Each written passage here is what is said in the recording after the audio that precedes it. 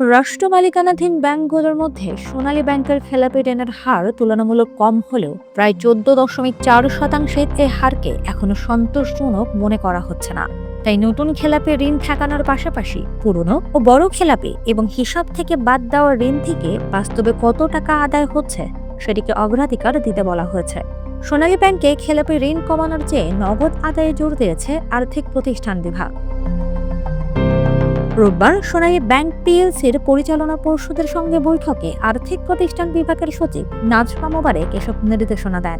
রাষ্ট্র মালিকানাধীন বাণিজ্যিক ব্যাংকগুলোর পরিচালনা পর্ষদ ও শীর্ষ ব্যবস্থাপনার সঙ্গে ধারাবাহিক বৈঠকের প্রথমটি সোনালী ব্যাংককে নিয়ে অনুষ্ঠিত হয়। বৈঠকে বলা হয়, পুনর্তফসিল, পুনর্গঠন, এক্সিট সুবিধা কিংবা ঋণ হিসাব থেকে বাদ দেওয়ার মাধ্যমে কাগজে খেলাপি করলেও ব্যাংকের প্রকৃত আর্থিক সক্ষমতা বাড়ে না যদি ঋণের টাকা ফেরত না আসে। তাই নগদ আদায়কেই মূল সুযোগ হিসেবে বিবেচনা করতে হবে। বাংলাদেশ ব্যাংকের বিশেষ এক্সিট সুবিধা যেন ঋণ দীর্ঘায়িত এবং এভারগ্রিডিং এর আরেকটি পথ না হয় সে বিষয়েও সতর্ক করা হয়েছে।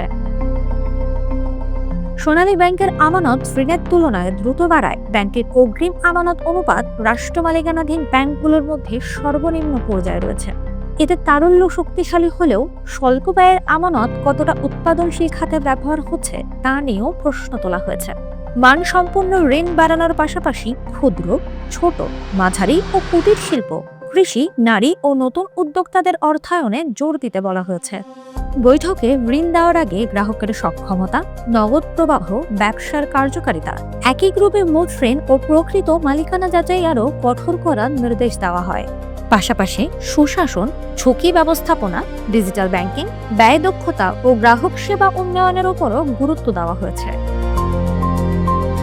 আগামী 12 মাস থেকে 24 মাসে খেলাপি ও হিসাব থেকে বাদ দেওয়া ঋণ থেকে নগদ আদায়, উৎপাদনশীল খাতের ঋণ বৃদ্ধি, অগ্রিম আমানত অনুপাত যৌক্তিক পর্যায়ে আনা এবং সুশাসন শক্তিশালী করতে পরিমাপযোগ্য মাইল ফলক নির্ধারণের নির্দেশ দেওয়া হয়েছে। ফলে সোনালী ব্যাংকের সামনে মূল পরীক্ষা, কাগজে খেলাপি কতটা কমল নয়, বাস্তবে কত টাকা আদায় হলো। অর্থনীতি বিষয়ক যে কোনো খবর সবার আগে পেতে আমাদের সাথেই থাকুন।